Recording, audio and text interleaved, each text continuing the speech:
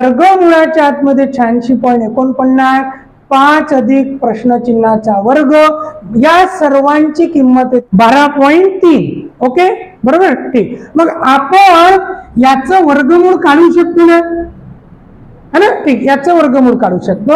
8649 चं वर्गमूळ आताच पाहिलं आहे ना, 8649 इकडून सोडून देतो. 3 च्या वर्गाच्या शेवटी ते 7 च्या वर्गाच्या शेवटी 9 9 81 दरम्यान असलेला 95 चा वर्ग, 9 10 90, 5 5 25 पेक्षा लहान म्हणून कोण 93. म्हणजेच याचं वर्गमूळ पहिली स्टेप काही 9.3. म्हणजे पॉइंट नसताना याचं वर्गमूळ 93 येते, पॉइंट नंतर 2 घर आहे म्हणून इथं किती 1 घर, 9.3 प्लस वर्गमुळाच्या आतमध्ये 5 अधिक x चा वर्ग, कारण प्रश्नचिन्हाला x म्हटलं. ओके, ठीक, बरोबर 12.3. ओके, ठीक. आता 9.3 इकडे जाऊन काय होईल मायनस, म्हणजे इथं आलं वर्गमुळाच्या आतमध्ये 5 अधिक x चा वर्ग बरोबर 12.3 मायनस 9.3. ओके, ठीक. आता वर्गमुळाच्या आतमध्ये 5 अधिक x वर्ग बरोबर किती राहिले. आता या स्टेपवर आल्यानंतर स्वतःच डोकं वापरू शकता, कॉमन सेन्स, किंवा कसं सॉल्व्ह करायचं मी सांगतो. पण कॉमन सेन्स असा शब्दाकडे लक्ष द्या. याचं उत्तर किती पाहिजे 3. मग कोणाचं वर्गमूळ 3 येते माझा प्रश्न आहे. कोणाचं वर्गमूळ 3 येते 9चं. त्रिकाल बाधित सत्य आहे, 9च्या व्यतिरिक्त कोणाचंच वर्गमूळ 3 येत नाही, फक्त 9चं वर्गमूळ 3 येते, कारण 3चाच वर्ग 9 होते. इथपर्यंत क्लिअर आहे. म्हणजे साहजिकच इथं जर या डाव्या बाजूचं उत्तर 3 आहे म्हणते, म्हणजेच याची किंमत 3 आहे. 3 कशी होईल तर वर्गमुळाच्या आतमध्ये किती असेल 9, बरोबर ना. म्हणजे वर्गमुळाच्या आतमध्ये 9 असेल तरच हे 3 असेल ना, कॉमन सेन्स. मग इथं 9 कसे झाले, एक त्याच्यातले 5 माहित आहे, मग हे किती असेल 4. 5 मध्ये 4 मिळवल्यावरच 9 येईल ना, मग 4 असेल, म्हणजे आता हे 2चा वर्ग 4 होईल ना, म्हणजे x ची किंमत किती 2, म्हणजे प्रश्नचिन्हाच्या जागी किती 2. असा कॉमन सेन्स इथं वापरू शकता. नाही तर या स्टेपवर काय करायचं, दोन्ही बाजूंचा वर्ग वर्ग करून, दोन्ही बाजूंचा वर्ग तुम्हाला माहित आहे, जर याचा वर्ग केला तर आतमधली संख्या बाहेर निघते, है ना. म्हणजे वर्गमुळाच्या आतमध्ये 5 अधिक x चा वर्ग आणि त्याचा काय वर्ग, म्हणजे इकडं 3चा पण वर्ग. ओके, आता याचा जर वर्ग केला ते वर्गमूळ चिन्ह आणि 2 काय होते कॅन्सल, आपलं शिकून झालं, है ना. तर हे संख्या बाहेर निघते, म्हणजे 5 अधिक x वर्ग बरोबर किती, मग हा प्लस तिकडे जाऊन मायनस होते, x वर्ग बरोबर किती 4. x म्हणजे किती मग, म्हणून प्रश्न चिन्हाच्या जागी काय येईल x म्हणजे 2. समजत आहे.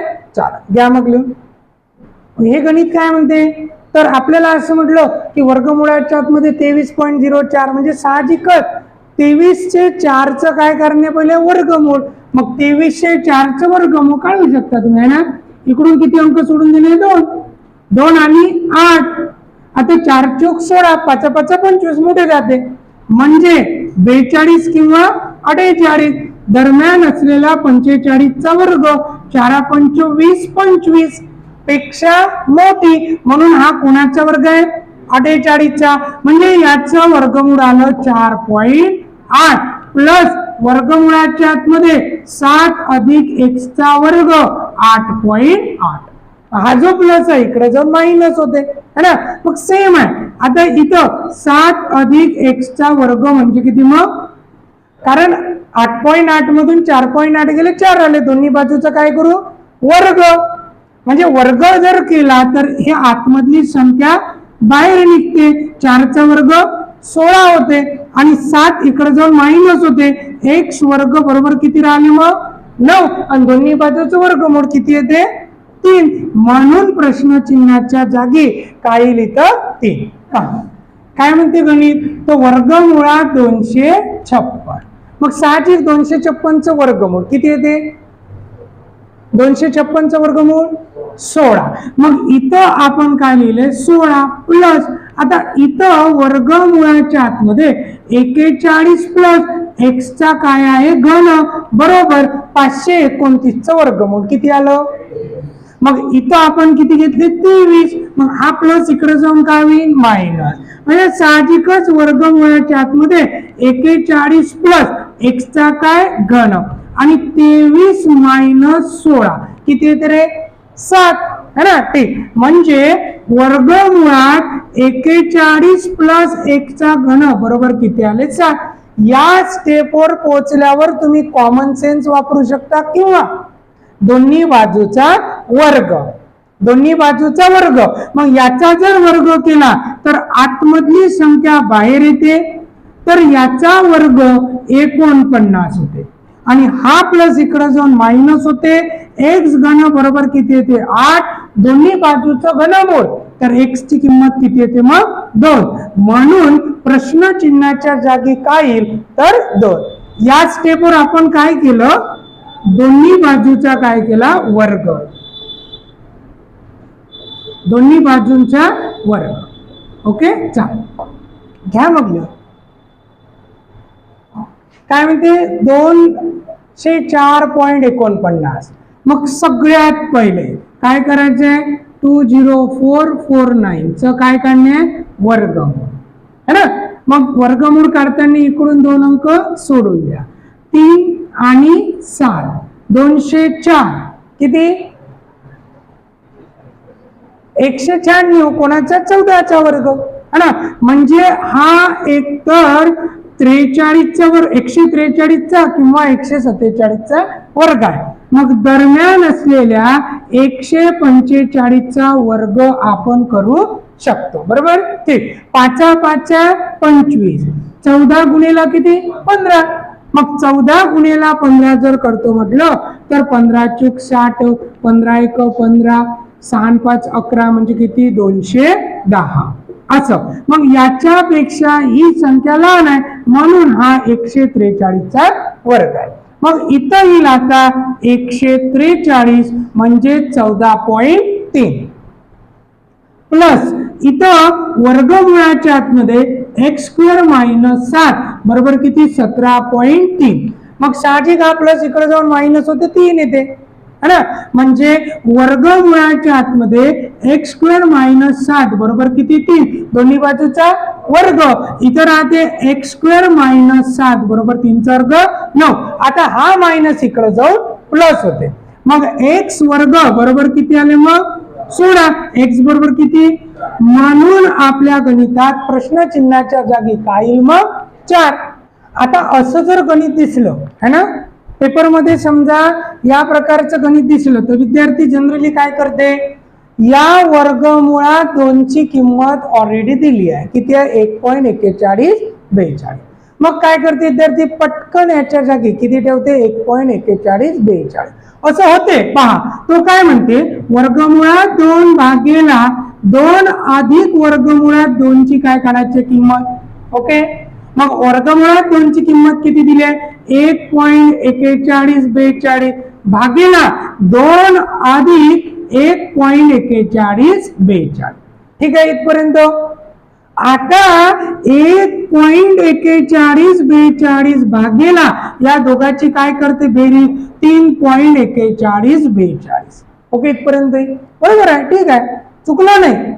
आता दशांश नंतर स्थळांची संख्या सारखी असेल तर आपण दशांश विरहित संख्या लिहू शकतो बरोबर. स्थळांची संख्या हे बरोबर आहे, नाही चुकलं. पण इथं वेळ लागतो, म्हणजे भाग देत राहा है ना. म्हणून या प्रकारचं जर गणित आलं उत्तर नाही चुकलं बरोबर आहे, पण ऑप्शन मध्ये हे उत्तर नसेल ना, ऑप्शन मध्ये भाग दिलेला असेल ना पडलं. मग एक तर तुम्ही भाग द्या प्रॉपर बरोबर उत्तर येईल. पण असं न करता या प्रकारचं जर गणित दिसलं तर काय करायचं पहा. ठीक आहे ना, असं न करता. ओके, पहा मग लक्ष द्यायचं. मग आता नेहमी तसं मी तुम्हाला मागे सांगितलंय की वर्गमुळात 2 भागीला 2 अधिक वर्गमुळात 2 बरोबर है ना. आता इथं प्लस दिसते तर याच्या विरुद्ध चिन्हानं अंश आणि छेदाला गुणाचं. ठीक आहे, म्हणजे पहा अशी स्टेप झाली पाहिजे. वर्गमुळात 2 भागीला 2 अधिक वर्गमुळात 2 गुणेला याच्या विरुद्ध चिन्ह 2 मायनस वर्गमुळात 2 अपॉन 2 मायनस वर्गमुळात 2. ही झाली पाहिजे आपली पहिली स्टेप. शेवटी हे डावी बाजू उजवी बाजू सारखीच आहे.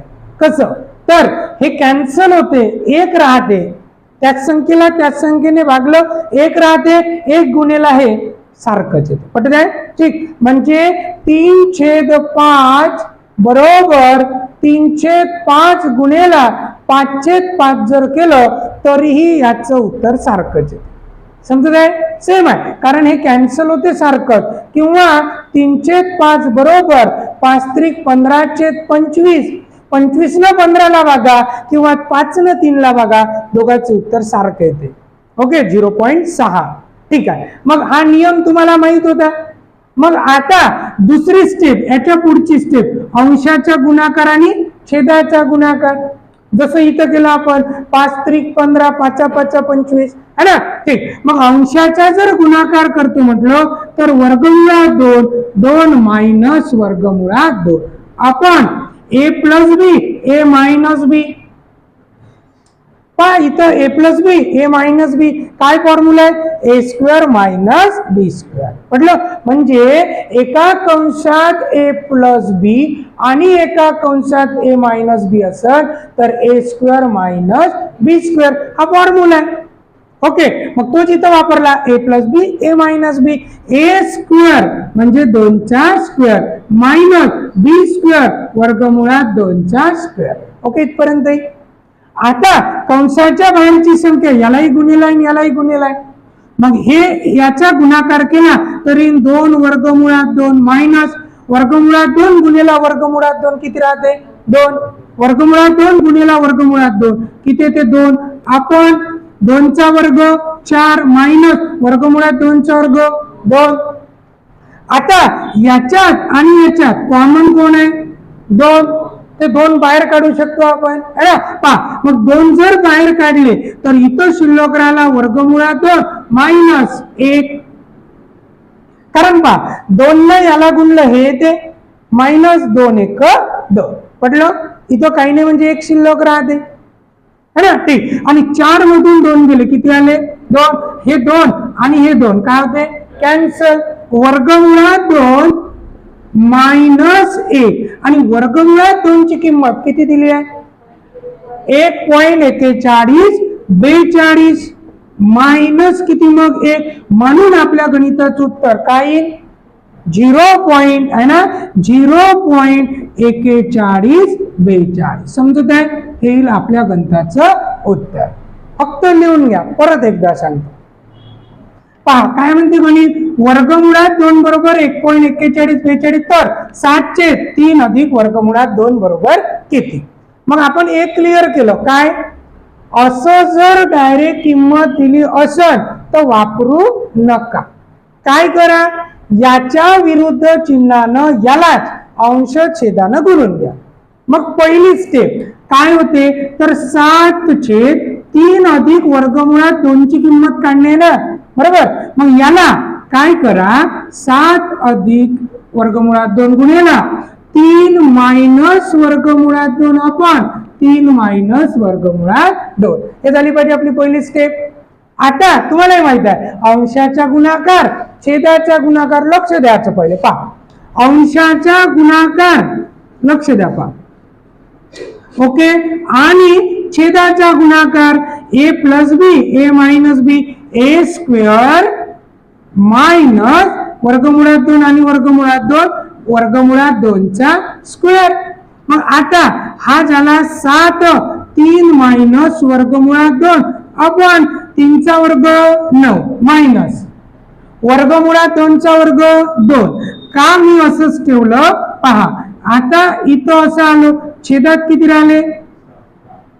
7 म्हणजे हे 7 आणि हे 7 काय होते कॅन्सल. मग इथं राहिलं 3 मायनस वर्गमुळात 2. वर्गमुळात 2 ची किंमत दिली आहे 1.4142. मग हे झालं 3 मायनस 1.4142. समजते. मग 3 मधून किती काढायचे 1.4142. पहा 3 मधून 1.4142 मायनस करायचे है ना, मायनस. मग पॉइंट नंतर 0 0 0 0. लक्षात. अशी वजाबाकी करतो आपण. 10 मधून 2 गेले 8, 1 दिला. 10 मधून 5 गेले 5, पुन्हा 1 दिला. 10 मधून 2 गेले 8, 10 मधून 5 गेले 5, 1 दिला. 3 मधून 2 गेला 1, 1.5858. मग आपल्या गणिताचे उत्तर येते 1.5858. समजत आहे है ना. म्हणजे असं तुम्ही करू शकता. म्हणजे उत्तर आलं 1.5858. आता पहा, आता काही जणांना या स्टेपवर काय केलं असेल पहा है ना, इथं ते सांगतो. हे झालं आपलं उत्तर. आता काही जणांना काय केलं 7 त्रिक 21 असं केलं असेल है ना. 7 त्रिक 21 मायनस 7 ने याला गुणलं असेल तर 7 वर्गमुळात 2 आपण. ठीक आहे. 7 त्रिक 21 7 मायनस वर्गमुळात 2. 3 चा वर्ग 9 मायनस वर्गमुळात 2 चा वर्ग 2. ओके इथपर्यंत. मग इथे झालं 21 मायनस 7 वर्गमुळात 2 आपण किती 7. ठीक आहे इथपर्यंत. म्हणजे याच्यानंतर असंही असू शकते तुमच्या स्टेप है ना. या दोघातून कॉमन कोण निघते 7 है ना. या दोघातून कॉमन निघाला 7. 7 किती 21 त्रिक मायनस इथे किती राहिले वर्गमुळात 2 आपण किती 7. याच्यातून कॉमन 7 काढले 3 मायनस 7 इथं झालं शेवटी है ना. या स्टेपवर 7 7 काय झाले कॅन्सल आणि साहजिक 3 मायनस वर्गमुळात 2. 3 मायनस 1.4142 1.5858. ओके चला दोनही पद्धतीनं करू शकता. घ्या मग. आता वर्गमुळात 3 ची किंमत दिली आहे 1.732 आहे ना. या गणितात काय म्हटलं वर्गमुळात 3 ची किंमत दिली 1.732. तर वर्गमुळाच्या आतमध्ये 192 मायनस 102 मायनस वर्गमुळात 48 मायनस वर्गमुळात 75 बरोबर किती. मग आपलं ऑलरेडी सांगून झालं है ना. जेव्हा असं काही जर तर असते जर तर तेव्हा हे तर सॉल्व करायसाठी या जरचं कोणत्या तरी स्टेपवर विद्यार्थ्याला काम पडते. म्हणूनच ह्या जरची किंमत दिली असते हे पाठ करून टाका. फिट करा डोक्यात. गणित कोणतंही असू द्या. याच्या आधीचे गणित पाहिलं आपण. जर वर्गमुळात 2 बरोबर है ना 1.4142 तेही गणितात विद्यार्थ्याला कोणत्या तरी स्टेपवर वर्गमुळात 2 चं काम पडणार आहे म्हणून दिलं ना.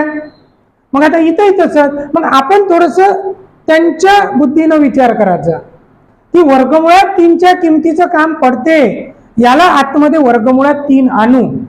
तर पहा इथं 25 त्रिक 75 होते 3 येते आतमध्ये आणि 25 चं वर्गमूळ आपण काढू शकतो आणि 3 चं त्यांनी दिलं.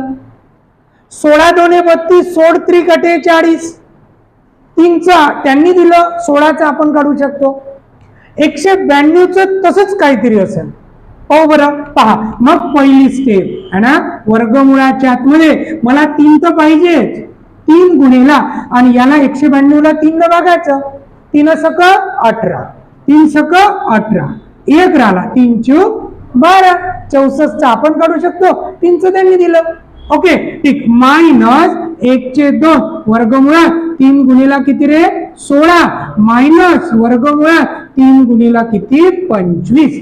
इथपर्यंत समजलं झालं.